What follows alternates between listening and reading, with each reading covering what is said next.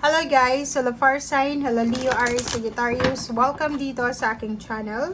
Kapalaran 888. Welcome Fire Sign, Leo, Aries, Sagittarius. Alamin natin kung anong messages, vibration, gabay, energy para sa inyong lahat. Ito ay general reading guys, so pwede kang makaresonate ha. Okay. Fire sign Leo, Aries, Sagittarius, nakikita natin dito na posibleng sa araw na ito may magandang balita na darating sa'yo. Posibleng may mga imprisonment or restrictions ka na pinagdadaanan, lalo na sa pera, trabaho, negosyo, relationship, or kung ano pa man. Yung parang limitado lang, stagnant. But today, sinasabi na tapos na ito Kasi 11 na siya, manifestation. Sinasabi ng baraha dito na posibleng magkakaroon ng balanse. If ever isa kang self-employed or may business ka, business person, siguro maraming mga kliyente, proyekto ka na sisimulan. If ever man naghihintay ka ng trabaho, isang medyo may edad ng babae ang pwedeng mag-provide sa iyo ng information regarding sa trabahong gusto mo. Mag-iingat ka sa araw na ito kasi may magnanakaw or pwedeng may parang mag-a-accuse sa'yo ng pagnanakaw. So, yun lang yung kailangan mong pag-ingatan. Especially kung itong mature woman is yung boss mo or employer mo. Nasaan ka man sa ngayon, mag-iingat ka sa araw na ito. Kasi posible comment down below if nakakaramdam kayo ng medyo negative sa isang babae or pwedeng lalaki siya, basta ang mature person sa tarot is it's either matanda, it's either boss, or it's either mataas yung posisyon sa society. So pwede kang makulong or pwedeng pagbintangan ka, ipakulong ka or kanapaman through dito sa pagbibintang sa'yo na magnanakaw ka or may ninakaw ka or kanapaman. So kailangan yung maging aware dito guys, okay?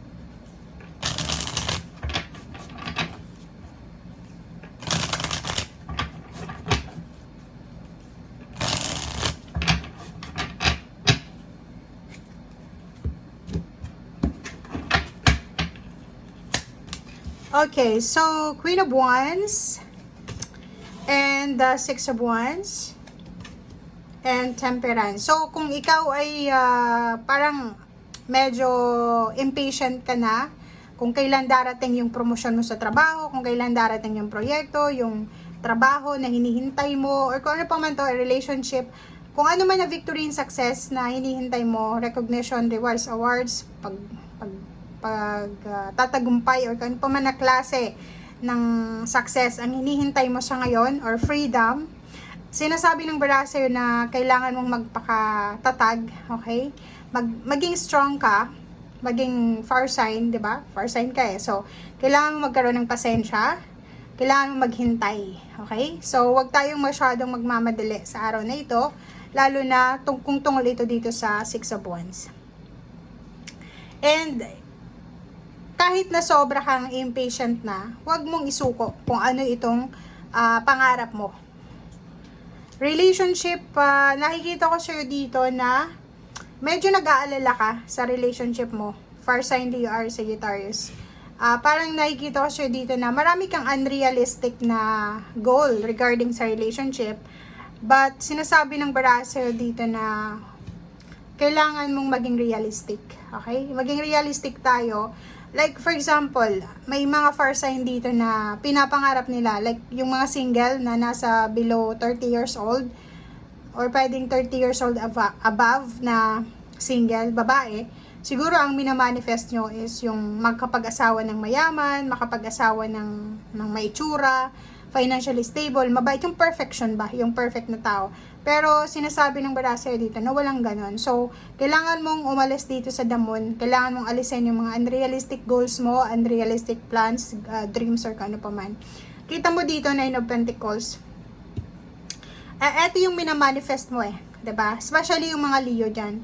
Ang mga Leo na to, or even Aries and Sagittarius, nakafocus kayo dito sa financial success. Diba? Na parang iniisip nyo na deserve nyo yung magkaroon ng mayaman na manliligaw, na asawa, na karelasyon, mataas na sweldo, mataas na posisyon sa trabaho. So, nakikita ko sir dito na medyo kinukontrol mo yung sitwasyon. Huwag mong kontrolin yung sitwasyon, lalo na sa araw na ito. Let it go, let God. And the Hermit, sinasabi ng barahan na kailangan mong hanapin yung katotohanan, hanapin mo yung liwanag. Okay? Huwag tayong mamuhay sa imagination, huwag tayong mamuhay sa hindi realidad.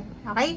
So, kung makikita mo dito, may iba sa iyo dyan, fire sign Leo, Aries, Sagittarius, na nagre-research kayo. Naghahanap ka ng impormasyon, naghahanap ka ng liwanag, naghahanap ka ng impormasyon kung paano ka makakaalis sa lugar kung nasan ka man sa ngayon, sa stagnation na pinagdadaanan mo sa ngayon.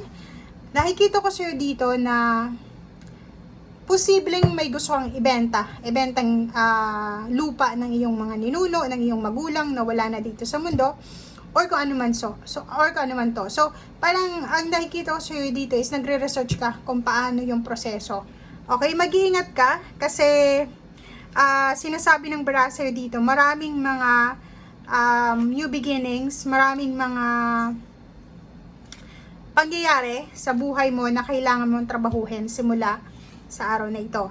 Nakikita mo to na the sun, may isang okasyon ka na posibleng pinaghahandaan. Yun, nakikita natin dito, may mga okasyon kayong pinaghahandaan, is either graduation, celebration ng fiesta, ng reunion, wedding anniversaries, lahat ng klase, birthdays, nakikita natin dito. So, sobra-sobra kayong busy. Sobrang busy yung iba na parang napapabayaan nyo na yung trabaho nyo.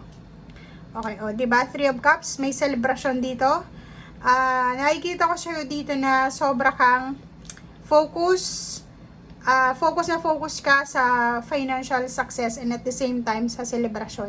Yung parang ang tawag dito, yun yung ginagawa mong ngayon, yung parang motivation sa pagtatrabaho, sa pag-iipon ng pera is yung malapit mo nang makuha kung ano yung minamanifest mo. Diba?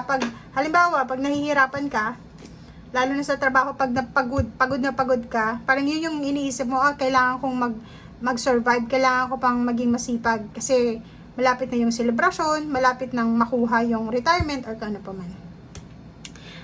Makinig ka sa sinasabi ng intuition mo, especially kung halimbawa sa araw na ito may makaaway ka, sa araw na ito may magbintang sa'yo, pwedeng pagbintangan ka nga na kung ano-ano, may mang-away sa'yo, i-trigger yung emotion mo, kailangan mong makinig sa intuition mo.